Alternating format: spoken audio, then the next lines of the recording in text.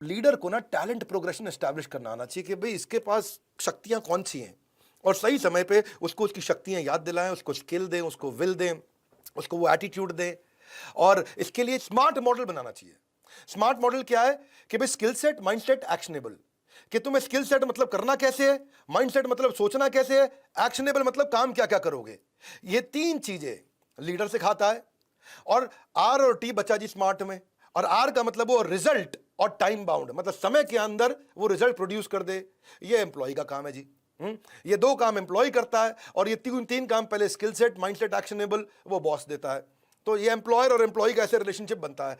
और उसको बोलेगा भाई तेरा अगर स्किल सेट अच्छा बन गया, माइंड सेट अच्छा बन गया, टाइम से तूने रिजल्ट प्रोड्यूस कर दिया है जी, टाइम से सही तरीके से कर दिया, तो मैं तेरे को एग्जीक्यूटिव से मैनेजर बना दूंगा। उसके बाद अगले स्किल सेट होते हैं कि मैनेजर से मैनेजर ऑफ मैनेजर बना दूंगा। उसके बाद फंक्शनल हेड बना देते हैं उसको। उसके बाद बिजनेस हेड बनता है। अब देखो फंक्शनल हेड मतलब डीजीएम, जीएम, जनरल मैनेजर।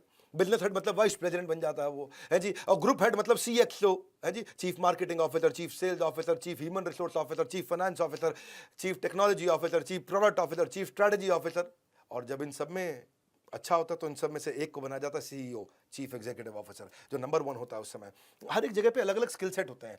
वो स्किल सेट समझा देता है कि ये एक्सपेक्टेड स्किल सेट, ये माइंड सेट, ये एक्शनेबल चाहिए मुझको तुमसे, है कि नहीं है। जब वो मैनेजर ऑफ मैनेजर से आगे बढ़ता है, जब वो लीडर ऑफ लीडिंग लीडर बनता है, तो उसके बाद उसको बेचू नहीं बनाते, उसको सोचू बनाते हैं। अब खाली तेरा काम बेचने का नहीं है, तेरा काम सोचने का भी है। अब तू स्ट्रैटेजी में भी आएगा। ऐसे अलग अलग लेवल पे उसको अलग अलग चीजें सिखाई जाती हैं, और वो स्किल सेट बताते हैं। और आपको भी अपनी टीम के साथ ऐसे ही करना है कि उनके अलग अलग स्टेजेस में ये स्किल सेट चाहिए, तो मैं तुमको ऐसे प्रमोट करूंगा। इसको बोलते हैं टैलेंट प्रोग्रेशन। अगला है कर्क पैट्रिक मॉडल ऑफ लीडरशिप। ओए होए क्या मॉडल है कर्क पैट्रिक मॉडल, है जी। ये ट्रेनिंग का ही मॉडल है।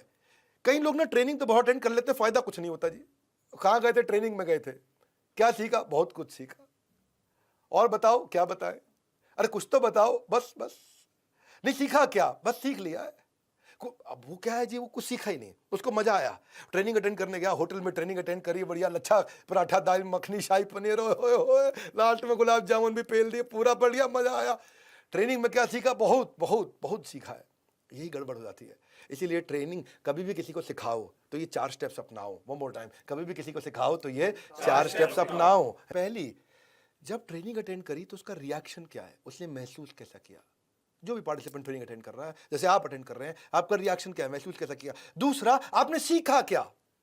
रिएक्शन हो सकता है कि बहुत बढ़िया था जी, हाँ। सीखा क्या, सीखा है क्या, सब सीख लिया क्या, बहुत कुछ सीखा क्या। आप भी जाओ, खुद अटेंड करो, खुद जाके सीखो यार, मेरे से क्या पूछ रहे हो, क्या क्या है जी। ये हो गया जी। कई बार क्या होता है, आदमी का रिएक्शन तो अच्छा होता है, कैसा महसूस किया, लेकिन क्या सीखा उसको याद नहीं। इसलिए हर ट्रेनिंग के बाद चेक करिए अपनी टीम्स के अंदर, अपनी कंपनी में, अपने ऑर्गेनाइजेशन में, संस्था में, आस पड़ोस में, परिवार के अंदर, अपने बच्चों के साथ, अपनी धर्मपत्नी के साथ, अपने पति के, परमेश्वर के साथ। तीसरा स्टेप होता है बिहेवियर। ट्रेनिंग के बाद परिवर्तन क्या आया बिहेवियर में। ऐसा तो नहीं ट्रेनिंग पर ट्रेनिंग अटेंड किया जा रहा है, आदमी वहीं का वहीं है जी। तो वो भी दिक्कत है बड़ी, है कि मछली को पेड़ पे चढ़ा रहे हो। क्या मछली कितनी मर्जी ट्रेनिंग दे दो, पेड़ पे चढ़ेगी नहीं, तो आप गलत जगह भेज रहे हो। बोले कहाँ भेजे, पर पानी में तेज कैसे तैरे। मछली को वो ट्रेनिंग कराओ। मछली को पेड़ पे बंदर को चढ़ाना है, किसको, हाँ जी बिल्कुल ठीक। तो अब उसके बाद बिहेवियर चेक करो, परिवर्तन आया कि नहीं। और चौथा, इस परिवर्तन से कमाया कितना। 4 हो गए। ये 4 स्टेजेस हैं। पहला, फीडबैक ले लो।